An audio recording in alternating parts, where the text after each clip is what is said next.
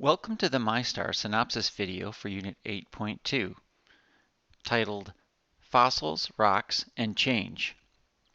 This video gives a big picture look at Unit 8.2, introducing the unit challenge scenario, the flow of lessons, and some of the background content that is explored in the unit. We estimate it'll take between 18 and 24 class periods to complete, and a reminder that the semester unifying cross-cutting concept is scale, proportion, and quantity.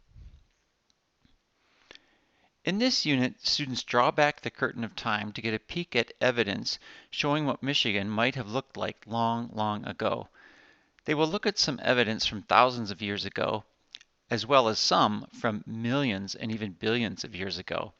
They discover that the ecosystems which form the backdrop of our lives in Michigan are not constant, and that they have undergone radical change over time.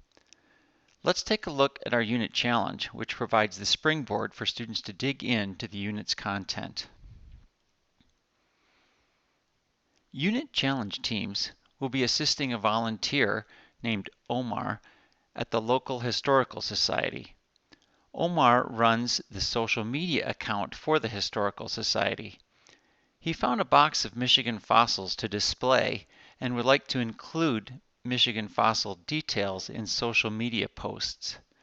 Sadly, he does not know very much about the fossils that he has found or about what they tell us of Michigan's history. Omar wants students to help create posts so people can learn about the fossils and what Michigan was like a long, long time ago. There are three primary NGSS performance expectations for this unit. Pause the video and familiarize yourself with the PEs shown on the screen.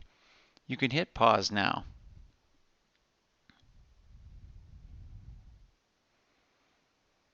Now that you have a brief overview of Unit 8.2, let's look at each lesson separately. In Lesson 1, students watch a video about evidence that mastodons used to live in Michigan. Using this and other evidence, they express their ideas about Michigan might have been like in the distant past. Students are then introduced to the unit challenge scenario and create their initial unit bubble maps. As you know, the bubble maps are very important because they provide a way for students to influence the direction of their learning throughout the unit. Lesson 2 has two Uncover Share phase pairs. In the first of these, students identify a relationship between locations with fossils and locations with sedimentary rock. In the second Uncover Share cycle, students investigate the relationship between fossils and sedimentary rocks using models where hard candy represents the fossil material. For the Connect phase of Lesson 2, students apply what they learned in the previous phases by looking for patterns between the original location of the historical society's fossils and Michigan's bedrock. They discover most of the society's fossils are found in sedimentary rocks near the surface, but some fossils do not fit this pattern. This is the student's first clue, suggesting that some of their fossils are very different from the others. Lesson 3 shows how scientific thinking helps us determine the age of rocks and fossils. In the first Uncover Share cycle, students obtain evidence about how radioactive dating is used to date volcanic rocks. In the second learning cycle, students run a simulation showing how fossils become buried in layers of sediments and observe how the sediments and fossils create a record of the environmental conditions which existed during their formation.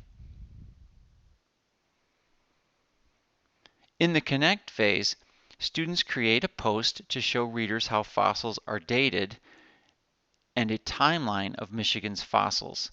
Students discover that some of the fossils are much younger than others, and that there are multiple gaps in the fossil record. During Lesson 4, student groups work to explain why a fossil record might contain gaps. They look for patterns by exploring different ecosystems and assess whether each ecosystem type is likely to form fossils or not. Students also investigate the role erosion plays in the fossil formation process. In the Connect phase, students create posts about erosion and its relation to the gaps we see in Michigan's fossil record.